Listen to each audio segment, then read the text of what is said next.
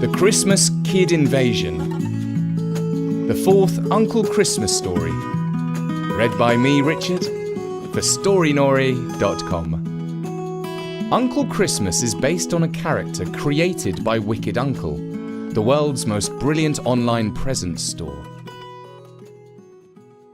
Father Christmas headed back to California, grumbling how much he hated holidays, sunshine, the beach, luxury hotels, and healthy food. Meanwhile, his brother, Uncle Christmas, relished the prospect of 2 months of hard work.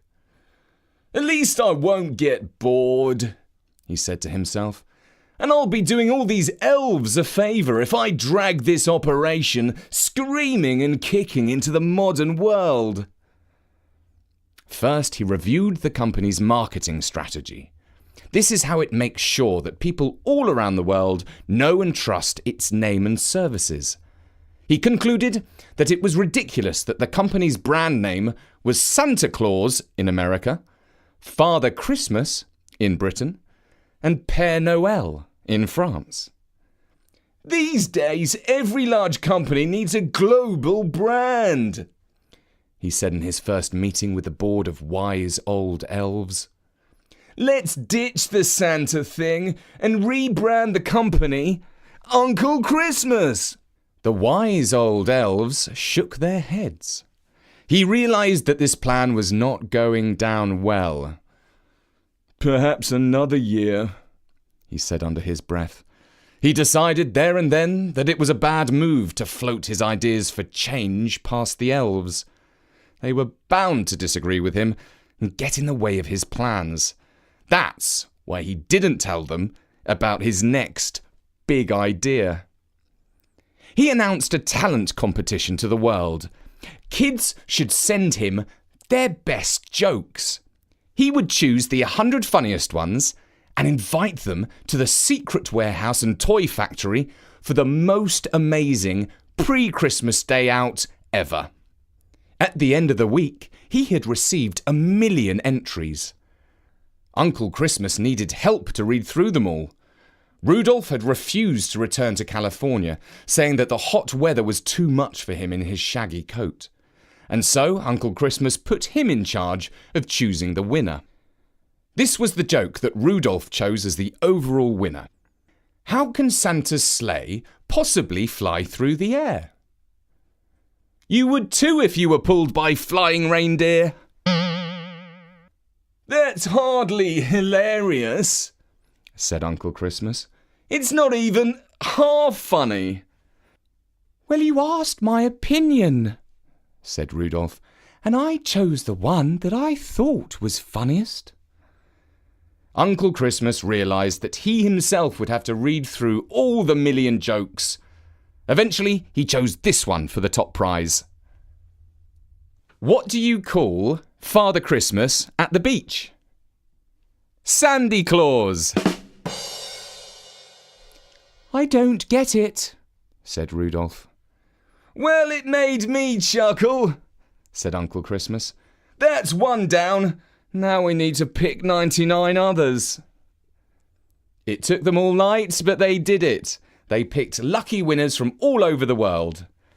When Dusty the steward heard about the scheme, he was furious. His customary tact flew out of the window.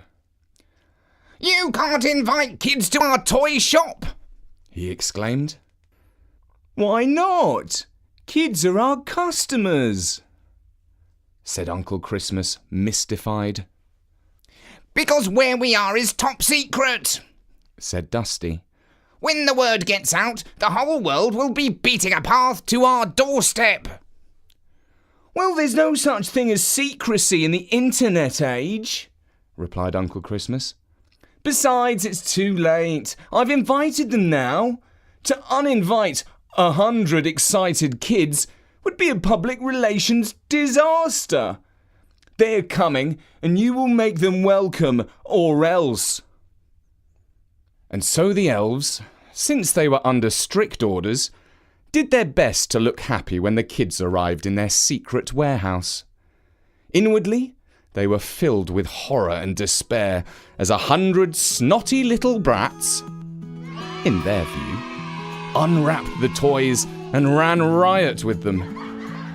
They rode their bikes around the warehouse, roaring and puffing out smoke from their toy exhausts that Uncle Christmas fastened to their back wheels. They kicked flat-pack pocket footballs all over the place. They made toy volcanoes that spewed luminous lava over the floor. They fired styrofoam balls from pop guns. They freaked out the reindeer with their 50 prank kits. And the biggest kid of all was Uncle Christmas, who stuffed himself with sweets and chocolate and got massively overexcited and shouted, "Merry Modern Christmas!" at every opportunity. But it wasn't just the kids who visited the secret hideaway. There were mums and dads, aunts and uncles, and worst of all, from the elves' point of view, journalists, YouTubers and bloggers. The next day, when everyone had flown home, Uncle Christmas held a meeting with the wise old elves. "You've got to admit, that was the best publicity ever," he told them. And it was true. Fab reviews, pictures, stories and videos were flooding the internet, all of them raving about what a fantastic time they had in the secret Christmas hideaway. The problem was that quite a few of the bloggers gave clues about how to find the hideaway, and one or two of them even printed the address. So it wasn't secret anymore. And now people started to turn up. Tourists, salesmen, film stars, former US presidents, billionaires, polar explorers, celebrity chefs, travel bloggers, aging rock stars, and all of them expected to be hosted, wined and dined. None of them brought their credit cards. Most of them hadn't paid for something for so long they had forgotten what the word pay meant. "Hey, man," said a wrinkly guitarist who knew Uncle Christmas from the old days. "The best thing about Christmas is that it's free, right?" "Yeah," said Uncle Christmas with a sigh. "The problem is, this is the busiest time of the year for us, and all these visitors are stopping us getting on with the business of delivering presents." "Chill out, man," said the old friend. "It will be all right on the night. It always is." "I sure hope you're right," said Uncle Christmas. But secretly, he was starting to worry that the Christmas was turning into an embarrassing, excruciating disaster, and that he would have to endure his brother telling him, "I told you so," for the next 1,000 years.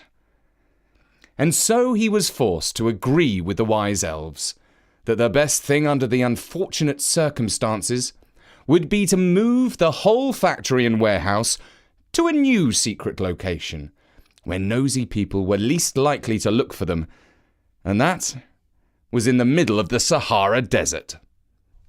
They would leave the reindeer behind because they wouldn't like the heat, and those sleighs that hadn't been motorized would be pulled by magic camels. Things were indeed changing in the Christmas present business, but not the way that Uncle Christmas had planned. And that was The Christmas Kid Invasion, read by me, Richard Scott, for Storynori.com. And I would just like to give a big shout out to our friends at Wicked Uncle, the world's most brilliant online toy shop that started in the UK and is now doing business in the USA. They have an amazing selection of toys and gifts that kids actually want. Drop by soon to hear the 5th and final part